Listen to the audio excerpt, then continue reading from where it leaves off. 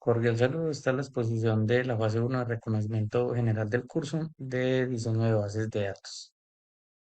Soy el estudiante John Heider Zambrano Benjumea, tengo 33 años, soy del municipio de Támesis, Antioquia, actualmente vivo en la ciudad de Bogotá y me desempeño como tecnólogo en mantenimiento aeronáutico y en este momento curso ingeniería de sistemas. Ahora bien, para hablar de bases de datos, pues es importante tener en cuenta la evolución histórica de las bases de datos. Eh, Remontándonos a la antigüedad, pues se utilizan las bases de datos para las cosechas, para los censos, para tener el control, por ejemplo, de una biblioteca. Para empezar a hablar de bases de datos ya ligadas a lo que tiene que ver con informática, nos retomamos al año 1884 con Hermann Hollerith, quien desarrolla el tabulador electromagnético, que son una serie de tarjetas perforadas que lo que tienen son dos posiciones, como si fueran para preguntas de sí o no, y pues con ese tabulador electromagnético él podía hacer ese conteo de cuántas personas habían contestado sí o no, o dependiendo de la pregunta que hicieran.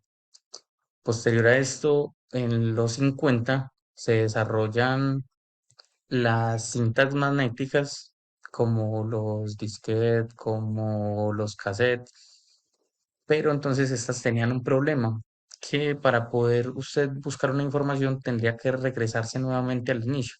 La buscaba X información y tenía que regresar al principio para volver a hacer una nueva búsqueda. Entonces, pues los tiempos de respuesta para este tipo de cintas magnéticas eran elevados. Posterior en los 60, con la bajada de los precios de los ordenadores, pues empieza a aparecer los discos duros. Ya obviamente pues esto da una mayor accesibilidad para todas las empresas y pues digamos que no tenían el problema de las cintas magnéticas, sino que usted podía buscar información desde cualquier momento, digamos. Posterior a esto, en los 70, Edgar Frank Codd desarrolla el modelo relacional y Lawrence Larry Ellison, quien aprovecha pues que Codd desarrolla el modelo relacional, él lo utiliza para desarrollar el Relation Software System, que actualmente se conoce como Oracle. Entonces, pues este tenía gran escalabilidad, muy buena estabilidad y pues las transacciones y aparte de eso que era multiplataforma. Entonces, pues digamos que ayudaba mucho más en cuanto a lo que eran bases de datos. Posteriormente, en los 80, aparece el lenguaje de consulta estructurado o SQL, por sus siglas en inglés de Structured Query Language. Y por último, pues este ya digamos que para el manejo de bases de datos y las modificaciones de las mismas lo hacían mucho más sencillo. Posterior a esto, pues en los 90 y en adelante ya empiezan a aparecer lo que son las bases de datos orientadas a objetos. Pero pues esto no aparece ahí, solamente que digamos que gracias a la llegada del Internet y al World Wide Web, pues se empiezan a desarrollar otro tipo de aplicaciones para el manejo de bases de datos, por ejemplo, como Excel o como Access, y pues hasta el día de hoy que ya se manejan es bases de datos orientadas a objetos.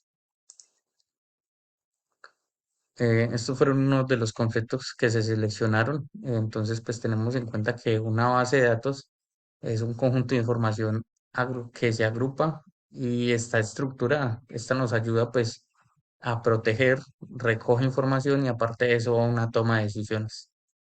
El tabulador electromagnético, que era lo que les decía, pues implicaba simplemente el contacto entre dos cabezales que generaban un pulso.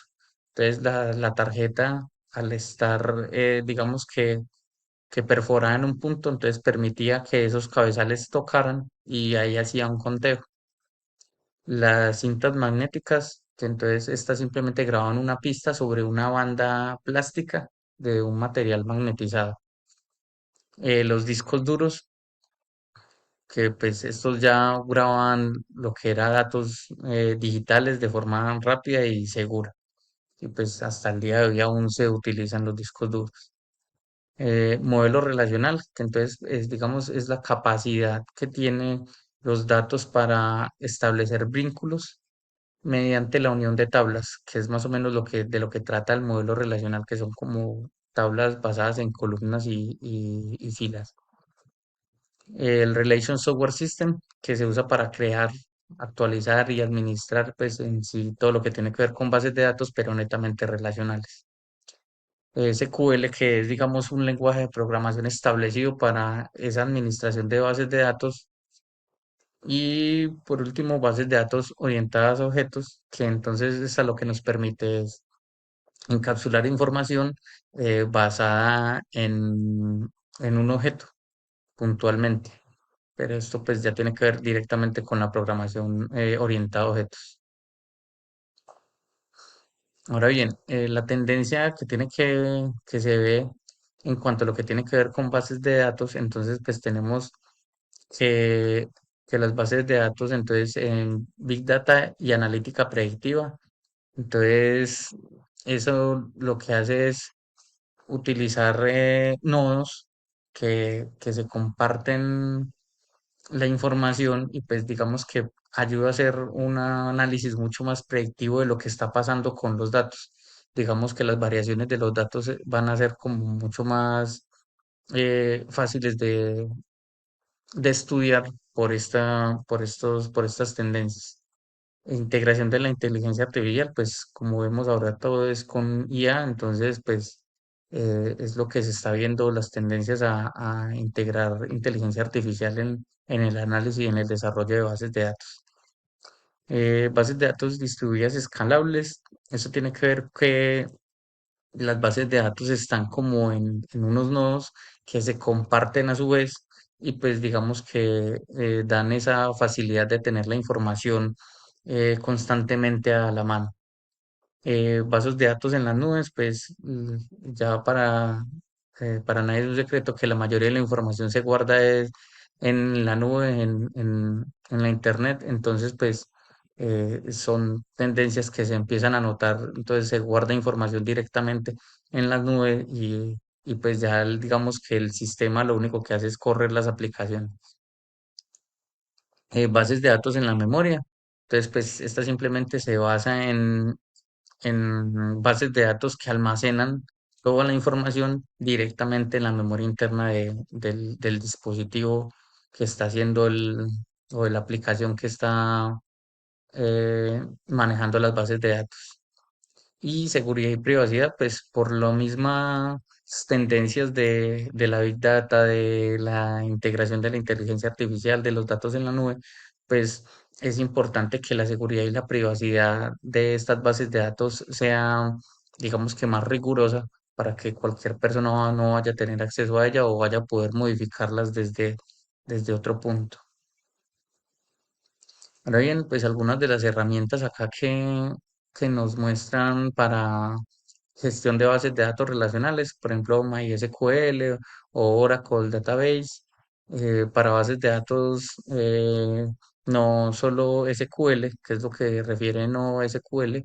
Entonces tenemos MongoDB o Cassandra, bases de datos en las nubes, entonces Amazon RDS o Google Cloud SQL, herramientas para la administración y desarrollo de bases de datos como SQL Developer o DBeaver. Y por último, herramientas de análisis de datos como Tableau o Power BI.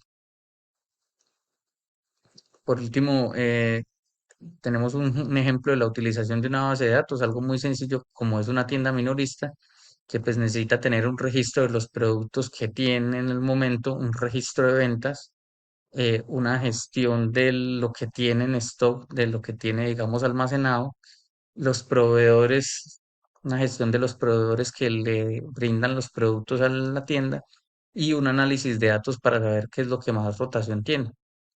Por ejemplo, qué es lo que más se vende o qué es lo que menos se vende para asimismo hacer los pedidos. O por último, una conclusión, una pequeña conclusión, que entonces nos dice que las bases de datos son una parte fundamental en la infraestructura tecnológica moderna que nos brinda la capacidad de gestionar y aprovechar grandes cantidades de datos para impulsar la innovación y la eficiencia operativa y el crecimiento de las empresas. Con esto vamos por terminado. Muchas gracias.